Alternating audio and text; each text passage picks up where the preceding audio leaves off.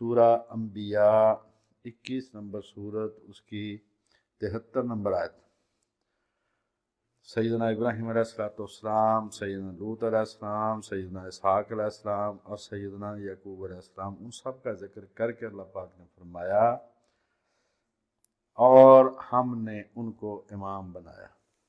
ان سب کے بارے میں اللہ پاک نے جمع کا صیغہ استعمال فرما کے فرمایا اور ہم نے ان سب کو امام بنایا، وہ ہمارے حکم سے ہدایت کرتے تھے، لوگوں کو ہمارے حکم سے ہدایت دیتے تھے، جو ہم ان کو بتاتے اس کے مطابق وہ لوگوں کو ہدایت دیتے، اور ان کو نیک کام کرنے اور نماز پڑھنے اور زکوٰۃ دینے کا حکم بھیجا تھا، اور وہ ہماری عبادت کیا کرتے تھے، یعنی ہمارے سوا وہ کسی کی عبادت نہیں کرتے تھے، جیسا ہم انہیں حکم دیتے اس کے مطابق وہ لوگوں کو ہدایت دیتے تھے۔ مسئلہ امامت پر بات جاری ہے۔ ایک ہوتی ہے حدیث کی کتاب، ایک ہوتی ہے اس کے راویوں کے حالات کے بارے میں کتاب، اس کو کہتے ہیں کتاب رجال، رجال کی کتاب۔ رجل ایک مرد، رجال بہت سارے مرد، راوی چونکہ عموماً مرد ہیں لہذا ان کے لیے اصطلاح یہی مقرر ہو گئی کہ رجال سے مراد حدیث کے راوی۔ جو عام کتاب ہوتی ہے، جو عام حدیث پڑھانے والے ہوتے ہیں وہ بھی بہت بڑے عالم ہوتے ہیں، لیکن جو رجال کے جاننے والے ہوتے ہیں وہ ان سے بڑے عالم ہوتے ہیں، یعنی حدیث کی عام کتاب کی نسبت جو رجال کی کتاب ہوتی ہے وہ اس کا مرتبہ زیادہ ہوتا ہے، کیونکہ اس میں بڑا تنقید، فیصلہ، چیکنگ، کئی کچھ کر کے تو پھر اس کا فیصلہ ہوتا ہے یہ راوی صحیح ہے کہ غلط ہے، یعنی وہ بڑے علماء کی لکھی ہوئی ہوتی ہے۔ تو شیعہ حضرات کی جو رجال کی کتابوں میں سے ایک ہے رجال کشی، KASHI، کشی، کش ایک علاقہ تھا، اس کے رہنے والے تھے یہ عالم جنہوں نے یہ کتاب لکھی، اور ان کے نام پر ہی یہ کتاب کا نام ہے رجال کشی، جیسے بخاری بخارا سے ہے، شہر ہے۔ اس میں صفحہ ہے اس کا 192، روایت نمبر ہے 174۔ رجال کشی جو راویوں کے بارے میں کتاب ہے اس کا صفحہ ہے 192، روایت نمبر ہے 174۔ اگر کسی کے پاس کوئی ایسا ایڈیشن ہو کہ اس کی 2 جلدیں ہیں، 2 جلدوں میں وہ کتاب ہے یا 1 جلد میں کتاب، اس نے اور کچھ نہیں دیکھنا، روایت نمبر 174 دیکھ لینا، نمبر 174 اس کو آپ کہہ لیں۔ اس میں لکھا ہے کہ عبداللہ بن سبا وہ پہلا شخص تھا جس نے حضرت علی کی امامت کی فرضیت کا قول مشہور کیا، سب سے پہلا شخص جس نے کہا کہ حضرت علی رضی اللہ تعالیٰ عنہ اللہ کے مقرر کیے ہوئے امام تھے، وہ یہ عبداللہ بن سبا تھا۔ اس شخص نے ان کے دشمنوں سے برات کا اظہار کیا۔ ایک لفظ ہے تبرہ، ہم تبرہ سمجھتے ہیں گالی دینے کو، تبرہ کا مطلب ہوتا ہے کہ میں اس شخص سے بری ہوں، میرا اس سے کوئی تعلق نہیں۔ اس نے ان کے حضرت علی کے دشمنوں سے برات کا اظہار کیا، تبرہ اس نے شروع کیا، ان کے مخالفین سے پردہ اٹھایا اور ان کو کافر کہا، یعنی ان کے مخالفین کے بارے میں کہا یہ منافق تھے، یہ کافر تھے، یہ دل سے مسلمان نہیں تھے، اور ان کو اس نے کافر کہا۔ یہ سب سے پہلے کام کس نے کیا؟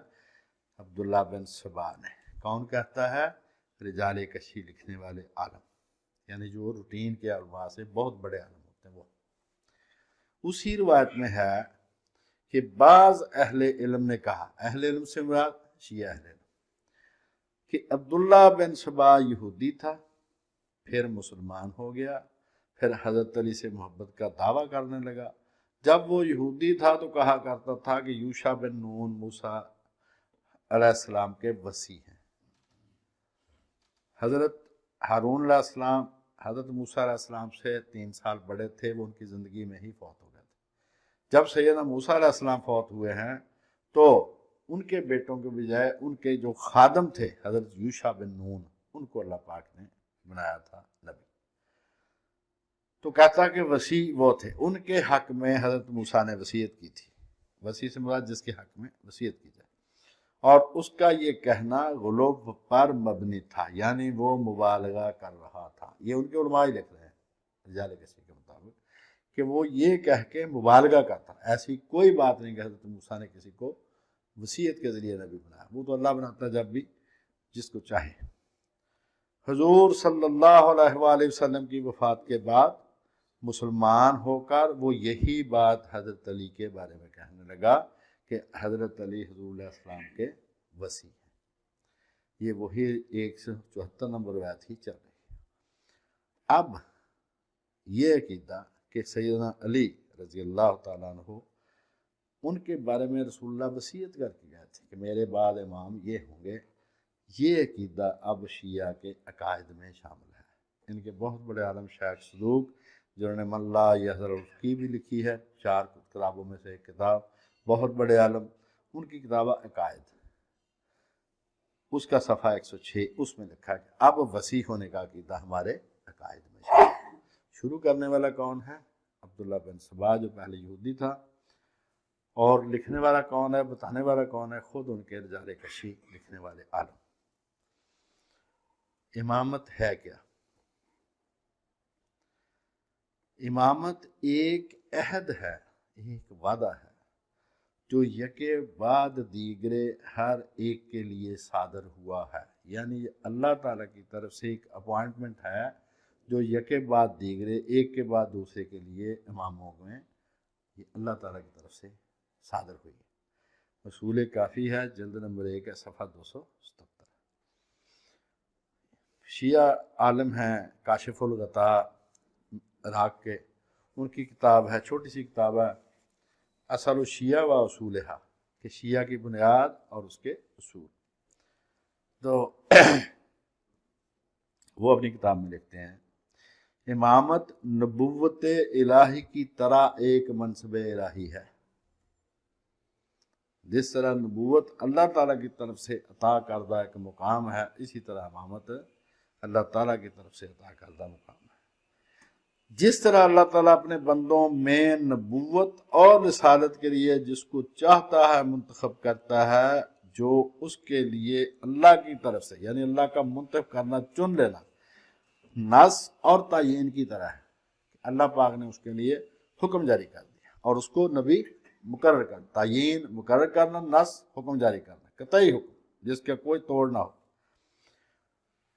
جس طرح اللہ تعالیٰ اپنے بندوں میں نبوت اور رسالت کے لیے جس کو چاہتا ہے منتخب کرتا ہے، جو اس کے لیے اللہ کے تعالیٰ کی طرف سے نص اور تعین کی طرح ہے، اسی طرح وہ امامت کے لیے بھی جس کو چاہتا ہے پسند فرماتا ہے اور اپنے نبی کو حکم دیتا ہے کہ وہ اس کے بارے میں نص اور تعین بیان کرے۔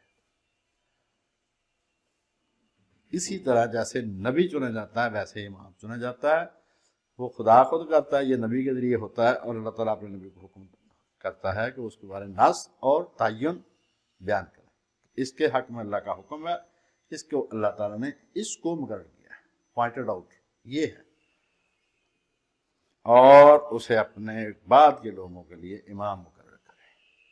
اصل الشیعہ و اصولہا، صفحہ نمبر ہے 58، اس کا انگریزی ترجمہ ملتا ہے۔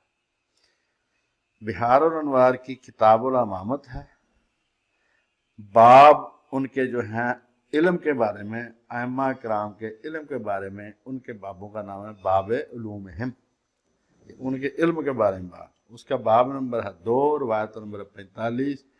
اس کے آخر میں مجلسی لکھتے ہیں، علامہ باقر مجلسی خود اپنی طرف سے روایت لکھ دی، اس کے بعد اپنی طرف سے وہ لکھتے ہیں، جلد نمبر 26 ہے، صفحہ ہے 82۔ علامہ صاحب لکھتے ہیں کہ جو پیچھے روایات کہتے میں نے لکھی ہیں، ان روایات سے نبی اور امام کے درمیان فرق نکالنا بہت مشکل ہے۔ وہ بھی خدا مقرر کرتا ہے، وہ بھی خدا مقرر کرتا ہے۔ صرف آپ نوعیت سمجھیں اس عقیدے کی، کہ روٹین کا نہیں، جیسے اہل سنت کے ہاں امام ہوتے ہیں کہ امام ابو حنیفہ، امام مالک، امام شافعی، ان کی آپ بات نام میں نے ساری دنیا سمجھی، کافر کوئی نہیں ہوتا۔ اگر کسی آدمی کو پتہ چل جائے کہ سیدنا امام ابو حنیفہ یا دوسرے اماموں میں سے فلاں امام کا یہ حکم ہے اس مسئلے میں، اور کوئی نہ مانے، تو سب کو پتہ کافر نہیں ہوتا۔ امام ہم ان کو کہتے ہیں کہ وہ علم اور عمل میں اس دور میں سب سے اعلیٰ تھے، بس اللہ اللہ خاص۔ انہوں نے حکومتوں کی مخالفت کی، اس سے پتہ چلا کہ انہوں نے جو کچھ بیان کیا وہ خلوص نیت سے بیان کیا۔ اگر وہ لوگوں سے پیسے لیتے، حکومت سے وہ پیسے لے کے بات کرتے، بد دیانت ہوتے، تو پھر حکومتیں ان کو زہر دے کے نہ مارتی۔ ان چاروں نے حکومت کی مخالفت کی ہے، لہذا سب امت نے کہا جی آپ ہمارے امام، کیونکہ آپ نے کسی سے ڈر کر نہیں مسئلہ بیان کیا، آپ کو جو سمجھ آئی، اور سمجھ چونکہ امتی کی سمجھ تھی، जिसके साथ मुत्तफिक होना सबका ज़रूरी नहीं। तो हम जो इमाम किसी को कहते हैं तो उससे मुराद इल्म और अमल में जो बड़ा शख्स होता है उसको, या नमाज का इमाम होता है, या जो मुल्क का सदर या वज़ीर आज़म होता है उसको इमाम कहते हैं। वो इमामत कुबरा, बड़ी इमामत वो है। ये छोटी इमामत है जो मसले की इमामत है, ये छोटी इमामत है, इमामत सुगरा। और जो सदर और वज़ीर आज़म किसी मुल्क का होना, चाहे वो मुसलमान हो चाहे काफिर हो, वो इमामत कुबरा है, क्योंकि उसने पूरे मुल्क को लीड करना होता है। तो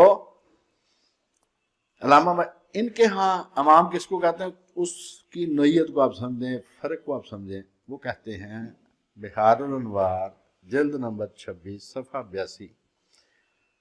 अल्लामा मजलिसी लिखते हैं कि जो रवायात मैंने पीछे लिखी हैं उनके इल्म के बारे में, इमामों के इल्म के बारे में, उनको देखकर नबी और इमाम के दरमियान फ़र्क करना बहुत मुश्किल है। उससे अगले पैरे में अल्लामा मजलिसी लिखते हैं कि हमें आइम्मा के नबूवत के साथ मौसूफ ना करने में, यानी इमामों को नबी कहने में सिर्फ एक बात रुकावट है। वो क्या? कि रसूल करीम अलैहिस्सलाम खातमुल अंबिया है, बाकी फ़र्क कोई नहीं। उनको नबी कहने में सिर्फ एक बात रुकावट है, उनको हम नबी नहीं कहते, ना कह सकते हैं कि खातमुल अंबिया का मर्तबा है रसूल करीम का, वरना फ़र्क कोई नहीं। जो नबी के औसाफ है वही इनके औसाफ। और कहता है कि हमारी अक्लें उस फ़र्क को मालूम नहीं कर सकती जो इमामत और नबूवत में, यानी है कोई। बिहारुल अनवार की जिल्द नंबर 26 सफ़ा 66 ता 85, 21 सफ़े, उसमें इस बाब के तहत के आइम्मा के उलूम के बाब के तहत अल्लामा मजलिसी ने 47 रवायात लिखी हैं, 47। उनमें से 45 को आयतुल्लाहुल उज़्मा आसिम मोहसिनी ने गैर मोतबर करार दिया, यानी जिस बुनियाद पर सारी इमारत बनाई थी वो बुनियाद ही